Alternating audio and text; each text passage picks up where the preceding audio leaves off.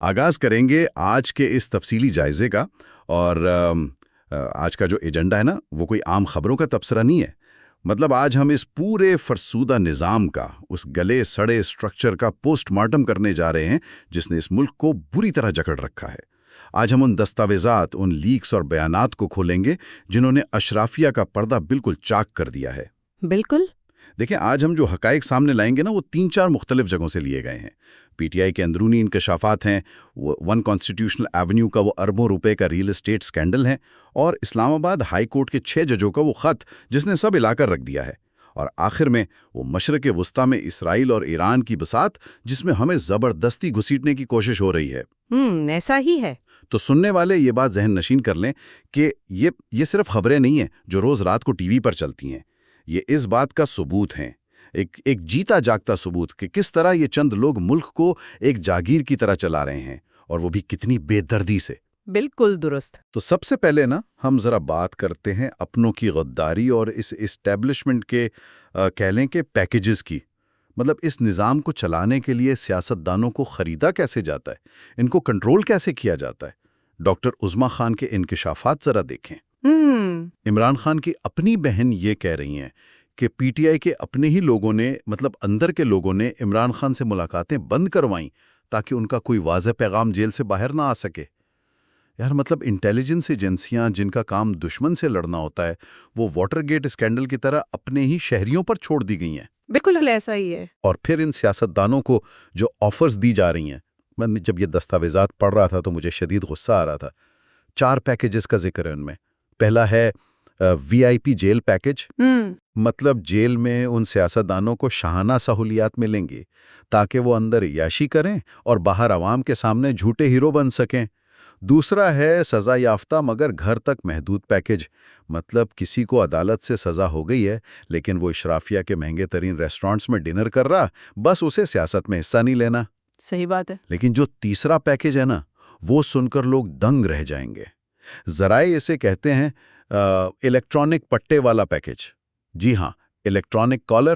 اب ظاہر ہے یہ کوئی گلے میں پہننے والا اصلی پٹا نہیں ہے، یہ ایک استعارہ ہے جو کنٹرول کو ظاہر کرتا ہے۔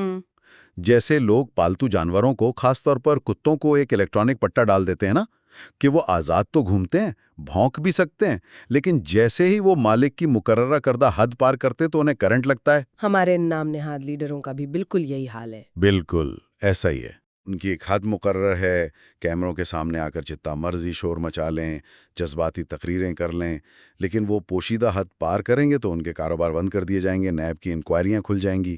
یہی وہ کرنٹ ہے جو انہیں لگتا ہے۔ اور پھر اس کے بعد چوتھا پیکیج ہے خاندان کو نشانہ بنانے کا۔ عمران خان کی بہنوں اور ان کے خاندان کو مکمل طور پر تنہا کر دینا تاکہ کوئی پیچھے کھڑا ہونے والا نہ بچے۔ یہ سراسر نفسیاتی دباؤ ہے۔ اب سننے والے خود فیصلہ کریں، جو لیڈر، جو سیاستدان آج ٹیپو سلطان بننے کے دعوے کر رہے ہیں، کیا وہ واقعی ہیرو ہیں یا ان کے گلے میں یہ الیکٹرانک پٹے ڈلے ہوئے ہیں؟ سوچنے کی بات ہے۔ بالکل۔ اور غصہ اس بات پر آتا ہے کہ یہ سیاستدان یہ غلامی قبول کیوں کرتے ہیں، یہ پیکیجز کیوں لیتے ہیں؟ اس کا سیدھا سا جواب ہے پیسہ اور زمین، ریئل اسٹیٹ کا گھنونا کھیل۔ یہ ہمارا دوسرا بڑا ثبوت ہے آج کے جائزے کا۔ بالکل۔ ون کانسٹیٹیوشن ایونیو کو ہی دیکھ لیں۔ 104 کنال پر محیط یہ عمارت جس کی مالیت 104 ارب روپے سے زائد بتائی جا رہی ہے، اور اس میں کن کے نام ہیں؟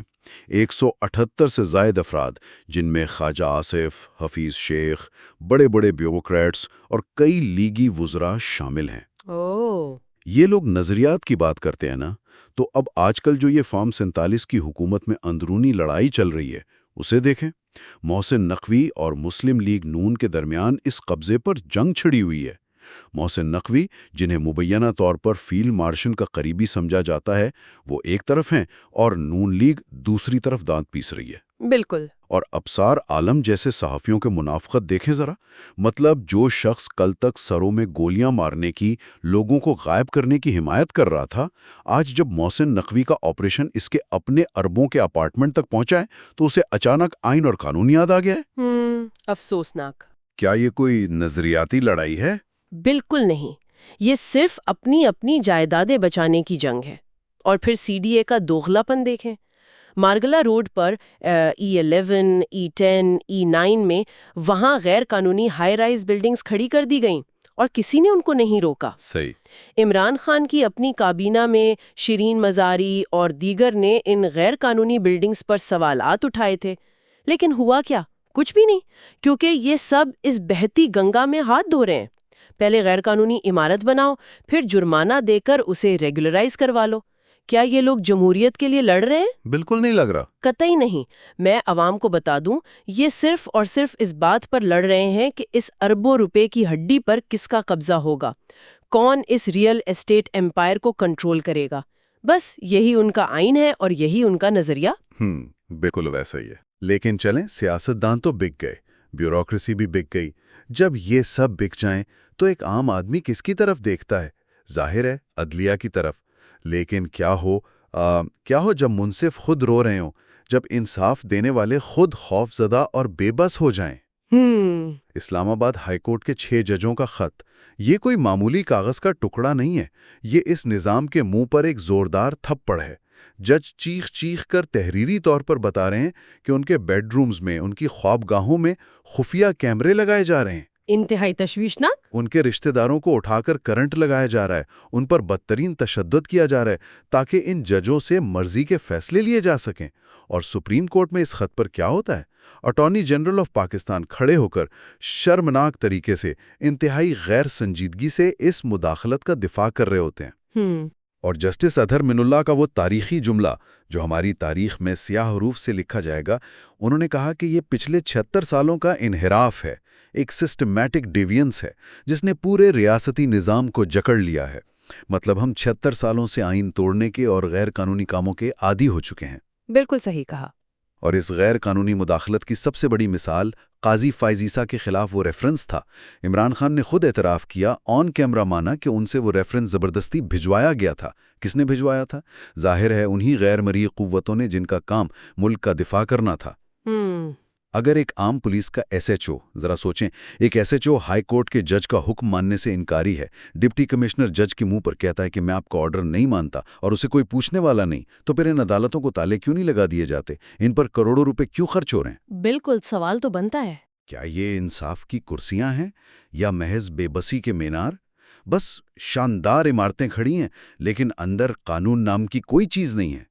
اور پھر جب ملک اندر سے اس طرح کھوکھلا ہو جائے، ادارے بالکل ننگے ہو کر بے نقاب ہو جائیں، تو یہ فرسودہ نظام عوام کی توجہ ہٹانے کے لیے کیا کرتا ہے؟ یہ جھوٹی حب الوطنی اور غیر ملکی جنگوں کا منجن بیچنا شروع کر دیتا ہے۔ جی ہاں، یہ ہمارا اگلا ثبوت ہے۔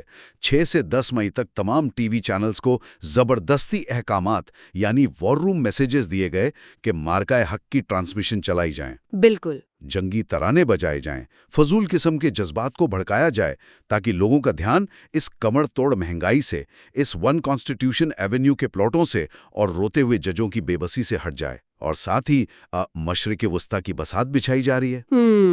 ایسا ہی ہے۔ سہیل وڑائچ نے اپنے کالم میں بالکل درست لکھا ہے۔ وہ پوچھتے ہیں کہ پاکستان کی اوقات کیا ہے کہ وہ ایران اور امریکہ کے درمیان جا کر ثالیسی کی باتیں کرے؟ بھائی، کوئلوں کی تلالی میں منہ کالا مت کریں، ہمارے اپنے گھر میں آگ لگی اور ہم چلے ہیں دنیا کو بچانے۔ صحیح بات ہے۔ اور یہ عالمی سازش کتنی گہری ہے، یہ عوام کو سمجھنے کی ضرورت ہے۔ ابراہیمی معاہدے یعنی ابراہم اکارڈز کی آڑ میں اسرائیل خود کو بچانے کے لیے عرب ممالک اور ایران کے درمیان ایک فرقہ وارانہ جنگ، ایک سنی بمقابلہ شیعہ جنگ کروانا چاہتا ہے۔ اسرائیل نے یو اے ای کو اپنا وہ جدید ترین لیزر ڈیفنس سسٹم آئرن بیم دے دیا ہے۔ اب یہ روایتی میزائل نہیں ہیں، یہ ڈائریکٹڈ انرجی ویپنز ہیں۔ کیوں دیے؟ تاکہ ایرانی ڈرونز کو سستے پیسوں میں روکا جا سکے۔ اور جواب میں ایران خاموش نہیں بیٹھا، وہ روس اور چین کے ساتھ مل کر اپنا ایک الگ بلاک بنا رہا ہے۔ بالکل ترین ہتھیاروں اور اربوں ڈالرز کا کھیل چل رہا ہے۔ ہم کہاں کھڑے ہیں؟ ہماری حالت تو یہ ہے کہ ایک ڈپٹی کمشنر قانون کے تابع نہیں ہے، وہ کھلے عام عدالت کی توہین کر رہا ہے، اور ہمارے سیاستدان الیکٹرانک پٹے پہن کر گھوم رہے ہیں۔ سوچنے کی بات ہے۔ اور ہم چلے ہیں عالمی طاقتوں کے درمیان چودھری بننے۔ کیا ہم کسی عالمی سازش کا ایندھن بننے جا رہے ہیں؟ کیا ہم اپنے عوام کو کسی اور کی جنگ میں جھونکنے کی تیاری کر رہے ہیں تاکہ اشرافیہ کا کھیل چلتا رہے؟ یہ وہ سوالات ہیں جو باشعور شہریوں کو خود سے پوچھنے ہوں گے۔ بالکل ایسا ہی ہے۔ تو اگر ہم آج کے اس پورے تفصیلی جائزے کا نچوڑ نکالیں نا تو تصویر بہت بھیانک ہے۔ سیاستدان جنہیں لوگ اپنا مسیحا سمجھتے ہیں وہ دراصل الیکٹرانک پٹے پہن کر ایکٹنگ کر رہے ہیں۔ وہ اس حد سے باہر جا ہی نہیں سکتے جو ان کے لیے ڈرا کر دی گئی ہے۔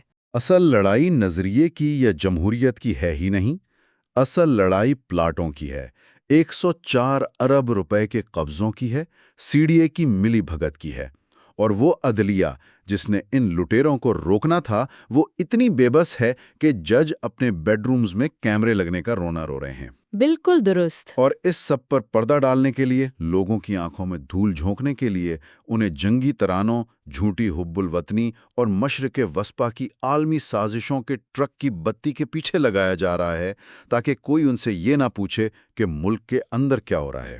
ایسا ہی ہے۔ یہ سب جاننے کے بعد اب میں آخر میں ایک سوال چھوڑ کر جا رہا ہوں، بہت چپتا ہوا سوال ہے، ذرا تحمل سے سوچنا ہوگا۔